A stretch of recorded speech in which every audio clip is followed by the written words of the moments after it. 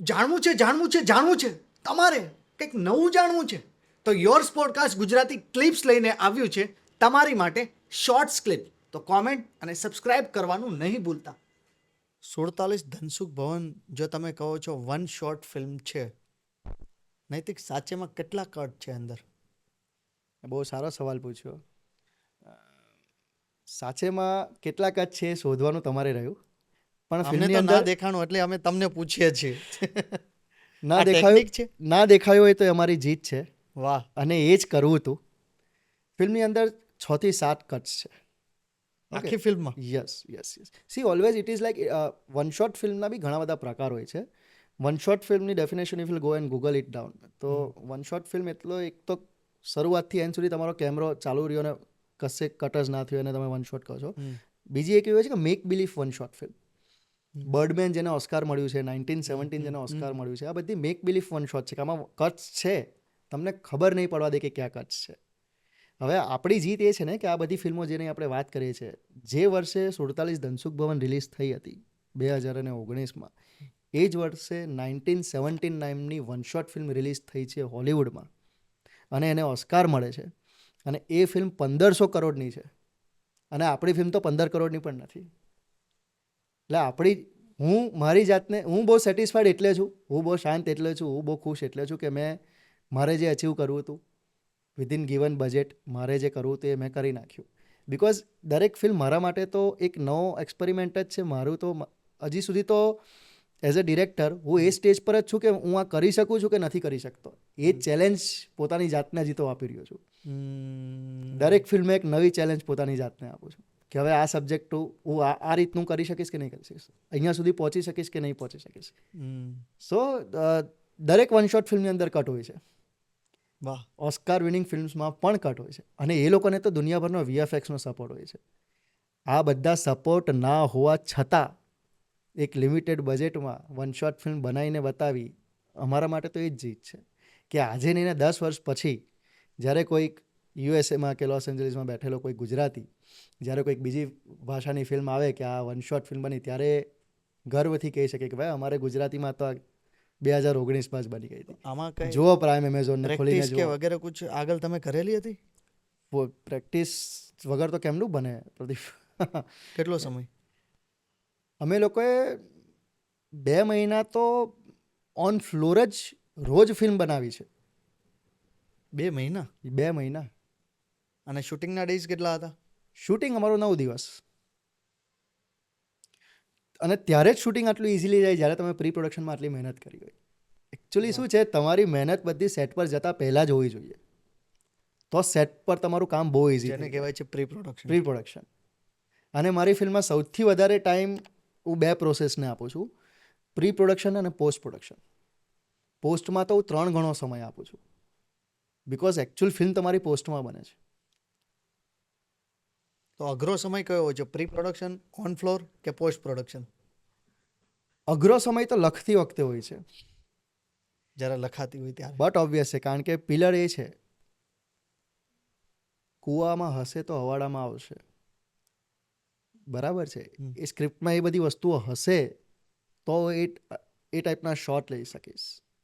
એ સ્ક્રિપ્ટમાં એ વસ્તુઓ હશે તો મારા એક્ટર્સ જે એક્ટિંગ કરી શકશે, એ કેરેક્ટર એટલું ડીપમાં લખાયું હશે, એના એટલા શેડ્સ હશે તો એ બધું કરી શકશે ને.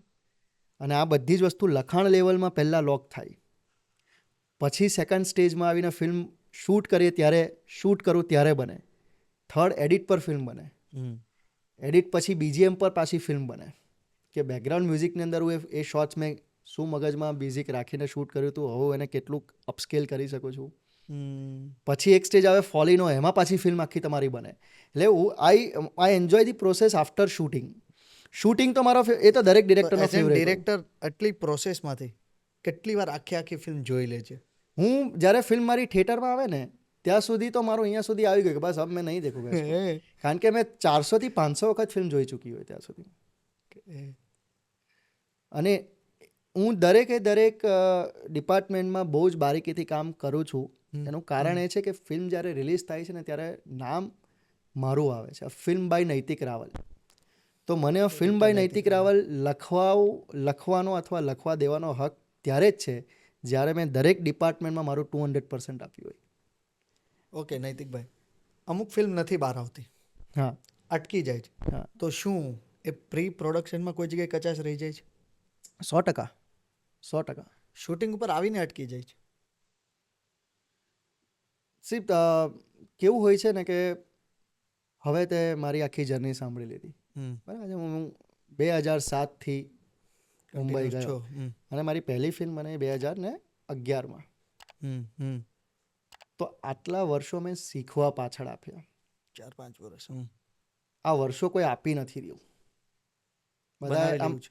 આમ બની જવું છે, આમ પહોંચી જવું છે, એક્શન. કરી નાખવું છે. મારું એવું માનવું છે કે તમારે મિનિમમ 4-5 ફિલ્મમાં આસિસ્ટ કરવું જોઈએ. અને આસિસ્ટ કરતી વખતે પણ તમારે ખાલી આસિસ્ટ ના કરવું જોઈએ. તમારે તમારું એઝ એન આસિસ્ટન્ટ તો 200% જાણી આપવાનું જોઈને જ મેં છે. સવાલ એટલે પૂછું છું કે આમાંથી કેટલા લોકો જોઈ રહ્યા છે, એમાંથી કેટલા લોકોને ડિરેક્ટર પણ ભવિષ્યમાં બનવું છે, બરાબર છે, તો આ એના ઘણા બધા પ્રશ્નોનો જવાબ મળી જશે. બરાબર છે, બરાબર છે. તો એ જે આપણે વાત કરી રહ્યા હતા Assist કે કરવું જોઈએ. આસિસ્ટન્ટ તરીકે એણે 2-3 ફિલ્મ તો મિનિમમ કરવી જોઈએ. અને એ 2-3 ફિલ્મ કરતી વખતે એણે એનું પ્રેઝન્સ ઓફ માઇન્ડ 200% રાખવું પડે. 100% બધી જ પણ નહીં. વસ્તુમાં ડિરેક્શનમાં બધી જ વસ્તુમાં એટલું હા, એટલે જે કામ કરવાનું છે એ તો કરવાનું જ છે, પણ શું થઈ રહ્યું છે ને કેવી રીતે થઈ રહ્યું છે એ સબકોન્શિયસલી શીખવાનું છે. કારણ કે આ ઇન્ડસ્ટ્રીમાં તમને કોઈ કંઈ શીખવાડવાનું નથી. કોઈની પાસે શીખવાડવાનો સમય જ નથી ભાઈ. મારી પાસે એક 12 કલાકની શિફ્ટ હોય, એમાં હું મારા આસિસ્ટન્ટને શીખવાડવા બેસું કે જો આવી રીતે થાય છે કે હું મારો શોટ લઉં અને મારી ફિલ્મ બનાવવા પર ફોકસ કરું. અચ્છા, ઘણા લોકોને એ બી ખોટી માન્યતા અહીંયા હોય છે કે આસિસ્ટ કરવા ગયો એટલે મને પગાર મળવો જોઈએ, મને પૈસા મળવા જોઈએ. ઘણા બધા મને ઇન્સ્ટાગ્રામ પર ડીએમ્સ આવે કે સર આપકો આસિસ્ટ કરના હે. અને મારું પર્સનલી એવું છે કે હું બહુ આસિસ્ટન્ટ રાખતો નથી. 2 કે 3 જ આસિસ્ટન્ટ હોય, એટલાની જ રિક્વાયરમેન્ટ હોય છે. ઘણા લોકો એવું બી કહે કે 10-12 આસિસ્ટન્ટ હોય, વોકી ટોકી લઈને ફરતા હોય, કામ એ કંઈ ના કરતો હોય, કારણ કે એને આવડતું જ ના હોય. આસિસ્ટન્ટનું કામ એ છે કે મારું કામ ઇઝી કરવું. એને મારાથી વધારે સ્ક્રિપ્ટનું ઇન ડેપ્થ બધી વસ્તુ ખબર હોય છે. હું કશે કંઈક ભૂલું છું અથવા મારાથી કોઈ વસ્તુ ચૂકાઈ જાય છે તો એનો ઇનપુટ આવવો જોઈએ. હું એવા જ લોકોને આસિસ્ટન્ટ તરીકે લઉં છું જે લોકોના પોતાની અંદર ધગસ હોય, જે લોકોને પોતાને આવડતું હોય, જેની પાસેથી હું કંઈ શીખી શકું. પોતાના પર્સનલી 100% આપવો જોઈએ. આપવો જોઈએ. પેલો તો સેટ પર હે સર આપ ક્યાં કરના હે. હવે એ મારે જ તને કહેવાનું હોય ભાઈ કે ક્યાં કરના હે, તો હું તને આસિસ્ટન્ટ તરીકે રાખું બી છું, પરોજણ બી લઉં છું અને પાછો પગાર પણ આપું. આજે ભાઈ કાંઈ જ નથી કરવાનું. એટલે એવા લોકોનો આસિસ્ટન્ટ રાખતો નથી. અને ઘણા લોકો એ સમજતા નથી કે ભાઈ હમ કામ બી કર રહે ઓર હમે પૈસા બી નહીં લે. પણ કેવી રીતે પૈસા મળે તમને અને કયા બેઝિસ પર મળે? તમને તો તમારે તો શીખવાના પૈસા આપવા જોઈએ, to be very frank. Because જે મારી જર્ની રહી છે, આટલું બધું કર્યા પછી બી હું ફ્લોર પર તો હું ઝીરો છું ને. આટલું બધું મેં તો આખો કોર્સ કર્યા પછી પણ આપણે જો ઝીરો હોઈએ તો તમે તો ડાયરેક્ટ આવ્યા છો. તમારા માટે તો આ જ કોર્સ છે. આ બધી રિયાલિટી ચેક લોકોને નથી હોતી. ને 1-2 ફિલ્મમાં નાનું મોટું આસિસ્ટ કરે અને પછી તરત અમે ડિરેક્ટર બન ગયા, અમે કરો. હવે એને એ નથી ખબર કે ડિસ્ટ્રીબ્યુશન એટલે શું, એક્ઝિબિશન એટલે શું, માર્કેટિંગ એટલે શું, ફિલ્મ ક્યાં જઈને વેચવી, કેવી રીતે વેચવી, કોને વેચવી, ફિલ્મ કેવી રીતે વેચાય, કેવા કલાકારો હશે તો વેચાય, કયું કન્ટેન્ટ હશે તો વેચાય. આજે અહીંયા બેસીને આપણને ભલે એવું લાગતું હોય કે તમે એક જ ટાઈપની ફિલ્મ બનાવો છો ને તમે આવું જ છે, પણ ડિમાન્ડ અને સપ્લાય શું છે એ બી તો જાણવું. હું એ સપ્લાય કરું છું જેની ડિમાન્ડ છે ઓટીટી પર. જે ભવિષ્યમાં આ જ જોવાનું છે. આ જ જોવાનું છે અને લોકો એ જ જોઈ રહ્યા છે જે થિયેટરમાં આવે છે, જેની ડિમાન્ડ જ નથી પણ સપ્લાય પુષ્કળ છે, એટલે લોકો થિયેટર સુધી જતા નથી. આજ સુધી તમે જેટલી 4 ફિલ્મ બનાવી, અંદાજિત એના બજેટ કેટલા રહ્યા છે? મારી ફિલ્મોના આપણે બજેટ ડિસ્કસ ના કરવા કરતાં આપણે એક બજેટનું એક માપદંડ કેવું હોવું જોઈએ હા, ટેન્ટેટિવ. એ જાણવું બહુ જરૂરી છે. કારણ કે કેવું થાય છે, એઝ આઈ સેડ, આ એક ડિમાન્ડ ને સપ્લાયની ચેઇન છે પ્રદીપ. ગુજરાતી ફિલ્મોની અંદર અત્યારે સમજવાનું એ છે કે ડિમાન્ડ છે ખરેખર કે નથી. બરાબર છે? તો પહેલાં તમારે ડિમાન્ડ અગર નહીં હોય ને તો ડિમાન્ડ ઊભી કરવી પડે. હવે તમે ડિમાન્ડ ઊભી કેવી રીતે કરો? આજથી ઘણા વર્ષો પહેલાં અમે લોકો જ્યારે મોબાઈલમાં ઇન્ટરનેટ વાપરતા હતા તો આખા મહિનાનું 1 GB મળતું. બરાબર છે? તો ડિમાન્ડ ત્યારે હતી પણ નહીં. बराबर है। तो जियो आવીને ડિમાન્ડ ઊભી કરી કે પર ડે 1 GB દેના શરૂ કરો, ફ્રી में देना शुरू करो. ડિમાન્ડ ઊભી કરી એ લોકોએ, આદત પડી, પછી હવે ડિમાન્ડ બની કે હવે ડિમાન્ડ હવે ઊભી થઈ, હવે આદત પડી ગઈ છે, હવે પહેલાં કંઈ જ નહોતું, હવે એ લોકોએ ડિમાન્ડ એક ઊભી કરી, હવે લોકોની એ ડિમાન્ડ આવવા માંડી કે અમને 1 જીબીની બદલે 1.5 જીબી પર ડે આપો, 2 જીબી પર ડે આપો. તો હવે માર્કેટ ઊભું થયું, તો હવે એ માર્કેટ ચલાવી રહ્યા છે. બહારની ઇન્ડસ્ટ્રીમાં શું થાય છે, મલયાલમ ઇન્ડસ્ટ્રી, તેલુગુ ઇન્ડસ્ટ્રી, તામિલ, આપણે મલયાલમની ખાસ વાત કરીએ તો એ નાની ઇન્ડસ્ટ્રી છે લેંગ્વેજ વાઇઝ. એ લોકો બી આવી રીતે ડિમાન્ડ ઊભી કરે છે, એટલે કોન્સ્ટન્ટલી ફિલ્મો બનાવે રાખે છે એક નાનકડા બજેટમાં, કે જે એ લોકોને બનાવવી પોસાય, જે લોકોને જોવી પોસાય. અને કોન્સ્ટન્ટ તમે જ્યારે ફિલ્મો બનાવતા રહેશો ને, ત્યારે એ ડિમાન્ડ પછી ઊભી થાય, ત્યારે લોકોને પછી ચસ્કો લાગે કે ના અમારે ફિલ્મો જોઈ છે, હજી નવું આપો, હજી નવું આપો, હજી નવું આપો, કરતાં કરતાં આજે મલયાલમ ઇન્ડસ્ટ્રીનું માર્કેટ બહુ સારું થઈ ગયું છે. અને આજની તારીખમાં એ લોકો 1 થી 2 કરોડની અંદર ફિલ્મ બનાવીને, સરસ ફિલ્મ, અલગ અલગ વિષયો સાથે ફિલ્મ બનાવીને ઊભા થાય છે. તો તમે એ કહી શકો કે ટિકિટનો ભાવ થોડોક ઓછો રાખીએ કદાચ તો પણ ફરક પડી શકે ફિલ્મ ચાલવામાં? ટિકિટના ભાવનું બી એવું જ છે કે એ એક કોન્શિયસ ડિસિઝન આવવું જોઈએ, પણ એ છે ને પ્રેક્ટિકલ પોસિબલ નથી પ્રદીપ. આપણે ત્યાં એ પ્રોબ્લેમ છે જ. તે જે પોઈન્ટ લીધો છે એ બહુ કરેક્ટ છે કે હવે આજે ગુજરાતી ફિલ્મ લાગી હોય થિયેટરમાં અને બાજુમાં હિન્દી ફિલ્મ લાગી હોય, તો આની ટિકિટનો દર પણ 200 રૂપિયા છે અને હિન્દીનો દર પણ 200 રૂપિયા છે.